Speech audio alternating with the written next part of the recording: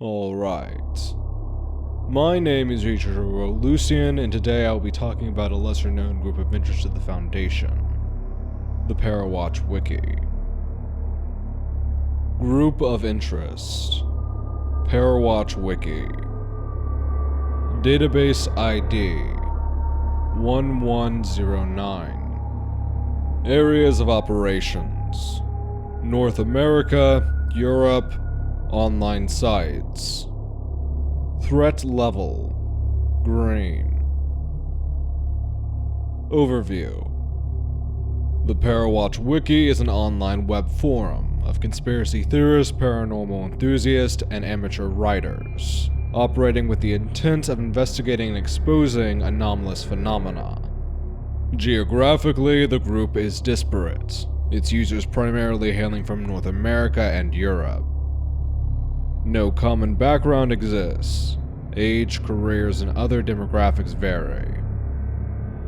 The group's operations are mainly in the form of compiling stories on their forum, detailing encounters with paranormal phenomena, historical cases, and any unusual events users have experienced. While moderation has enabled a loose degree of coordination, further efforts are hindered by the sheer spread of the user base. Any impact the site could have is limited. Several clusters of members are noted to collaborate in exploring forested regions of the United States and Canada, though they are relatively small in comparison to the whole group. Containment approach: minimal. Although Parawatch is heavily invested in the investigation of the anomalous, continuous monitoring has found the group lacks a comprehensive understanding of the Foundation's existence, the Veil, and the nature of anomalous phenomena. Theories posted by the group lack context on actual circumstances, leading to inaccurate beliefs that limit the potential for an information breach. This, in combination with obscurity to the general public and doubt towards the truthfulness of their stories, prevents them from being a significant threat to the Veil's stability. As such, Parawatch is to be left active as a disinformation measure to hinder and mislead investigations into the existence of the Veil. Any leads may be misdirected by Foundation implants at their discretion. Recognition of actual circumstances will be met with the deletion of offending content and the progressive amnestification of the user base. No direct action is to be taken at this time.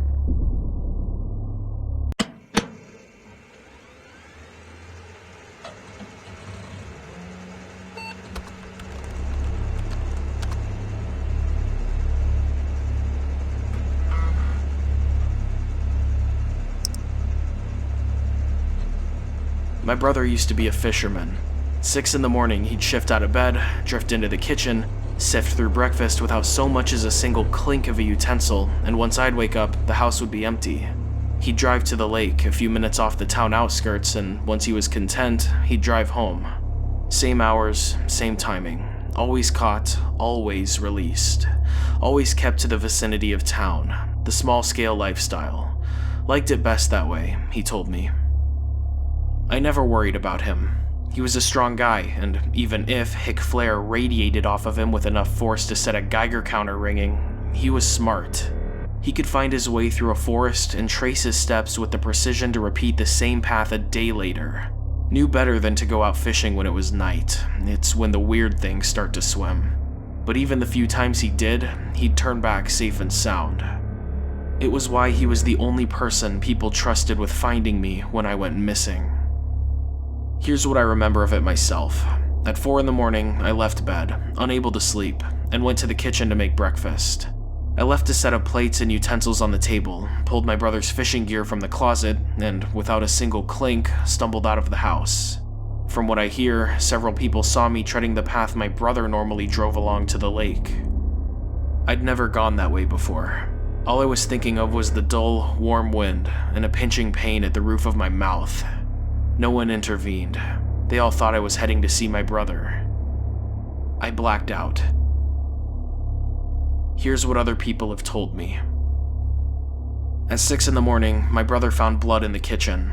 It trailed straight through the woods and stopped 3 feet from the lake edge. Footprints halted too. He knocked from door to door, asking anyone if they'd seen me, and soon after, cop cars pulled in around our house.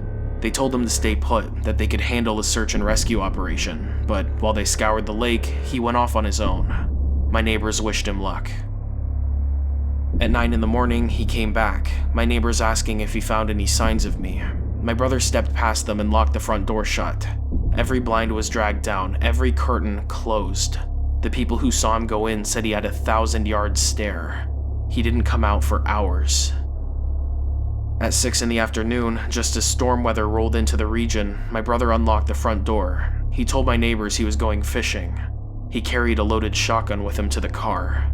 No one intervened. All the police noted was that his car was parked by the lake.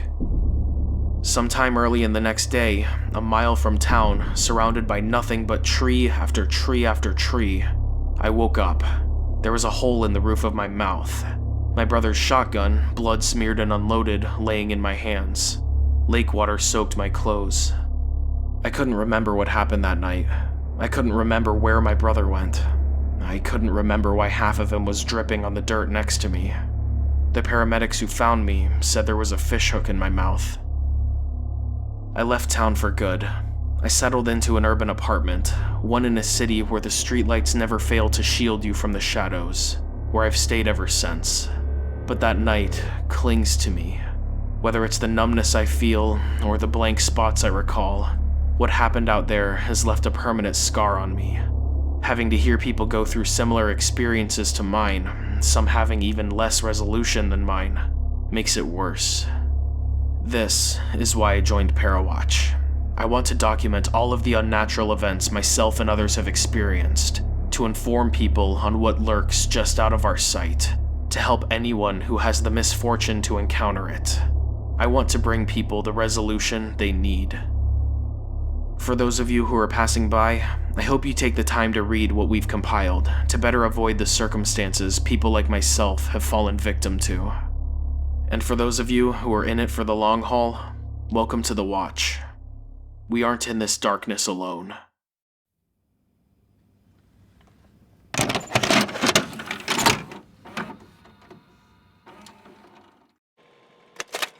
Anomalies associated with the Parawatch Wiki. SCP-5346 was discovered via a post by a user under the name Rage the Comic on March 21st, 2012 on Parawatch.net. SCP-5818 is a phenomenon that occurs when following the directions of a user named Don't Ask. User Fires describes a collection of copies of The Faceless Live in Evanholly, now designated as SCP-4430, in a post dated March 29, 2015. In 2009, a post was made to the forum on the Parawatch Wiki detailing SCP-4901, but due to the conflation of both true and false information in the post, as well as general InfoSec policy regarding Parawatch, this was not considered a containment breach. SCP-4509 was first brought to Foundation attention after several posts involving Wendigo cold cases from a user known as CuteK9511 on the conspiracy forum Parawatch were discovered by an MTF Gamma 5 web crawler. SCP-4240 is a set of instructions referred to as the Roundabout Game, originally posted on Parawatch.net in late 2015.